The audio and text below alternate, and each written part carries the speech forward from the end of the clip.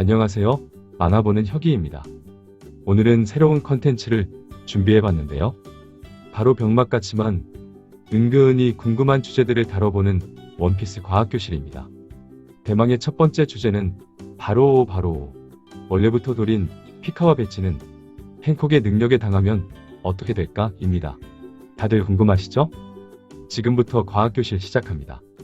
먼저 행콕과 피카, 그리고 배치의 능력을 잘 모르시는 분들을 위해 간단히 설명부터 드리겠습니다. 칠무회의 일원이자 여인섬의 황제로 세계관 최고의 미녀 타이틀을 가지고 있는 행콕이라는 캐릭터가 있는데요. 이 행콕이 먹은 악마의 열매가 바로 메료메료 열매입니다. 메료메료 열매는 복용자에게 매력을 느끼는 사람을 돌로 만들어버리는 흡사 메두사와 같은 무시무시한 능력을 가지고 있기 때문에 원피스 커뮤니티에서 밸런스 붕괴 논란이 일어날 때마다 몇몇 열매와 함께 항상 거론되는 아주 사기적인 열매입니다. 허나 최강인 줄로만 알고 있던 열매 앞에 나타난 두 명의 사나이가 있었으니 바로 피카와 배치입니다.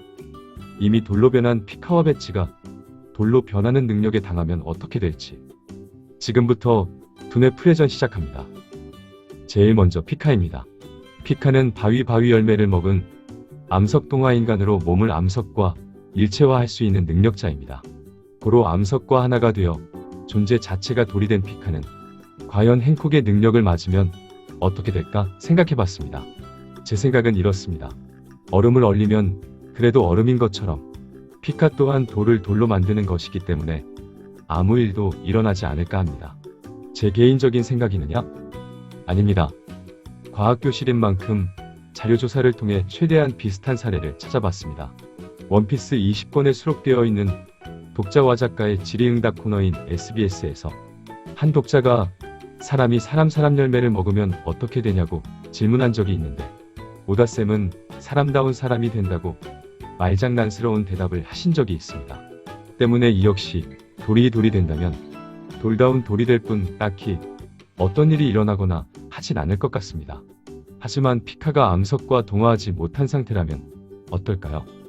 피카는 본인이 암석 그 자체인 자연계 열매를 먹은 것이 아닌 사람이 암석과 동화할 수 있게 해주는 초인계 열매를 먹은 것이기에 주변에 암석이 없다면 아무것도 할 수 없는 일반인이 되는데요. 때문에 암석과 동화하지 못한 피카는 바로 행콕에게 당해 돌로 변할 수밖에 없습니다. 하지만 의문은 지금부터입니다. 행콕의 능력은 돌로 변하게 만드는 것뿐 죽이는 것은 아니기에 언제든지 돌아올 수 있을 뿐더러 물리적인 충격을 가하지 않는 한 살아있는 상태입니다. 고로 피카가 돌로 변하더라도 살아있어 능력은 유효한 상태이기 때문에 돌이 된 자기 자신과 동화해 의식을 되찾을 수 있지 않을까요? 아오키지에게 꽁꽁 얼게 된 루피는 꼼짝하지 못하였지만 도플라밍고는 의식을 가지고 탈출할 수 있었던 것처럼 돌이 된 채 의식을 유지할 수 있는 상당한 강자 축에 속하는 기량을 가지고 있다면 충분히 가능할지도 모릅니다. 그렇게 된다면 피카는 본인 자체가 돌이 되어 흡사 자연계와 같은 삶을 살 수 있는 준 자연계가 될 수 있겠네요. 하지만 본인 자체가 돌이 된 만큼 돌아갈 수 있는 몸이 없기 때문에 집 없는 달팽이, 민달팽이 같은 삶을 살아가야 할 것입니다. 두 번째로 배치입니다. 배치는 성성 열매를 먹어 성으로 변할 수 있는 성인간입니다.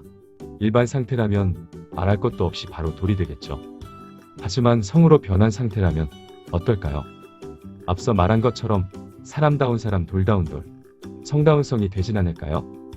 허나 배치는 몸 전체가 돌이 아닙니다. 어깨의 대포는 둘째치고 성으로 변한 배치는 성인 외면의 배치와 성 안의 인간 형태로 있는 내면의 배치 둘로 나뉘는데요. 둘은 각각 강커 밖에 시야와 생각을 공유하고 있기 때문에 만약 행콕의 공격을 받게 된다면 성으로 변한 배치의 겉모습은 변함이 없더라도 내면은 모두 돌로 변하여 기능 정지가 오거나 외면의 배치로만 살아가야 할지도 모르겠습니다. 사실 배치는 참고 자료도 없고 정말 애매합니다. 그래서 저는 우체국으로 달려갔습니다. 엥? 왜 우체국으로 달려갔냐고요?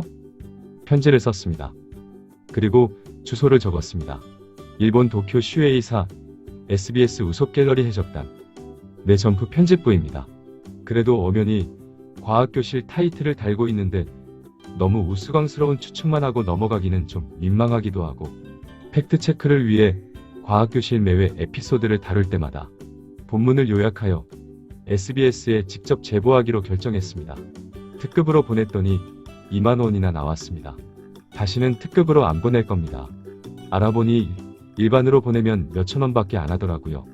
SBS에 채택되어 원피스 단행본에 실리는 그날까지 원피스 과학교실은 계속됩니다. 저는 다음 영상에서 더욱 재미난 내용으로 다시 찾아뵙겠습니다. 구독과 좋아요는 정말 저에게 큰 힘이 됩니다. 좋은 하루 보내세요. 안녕.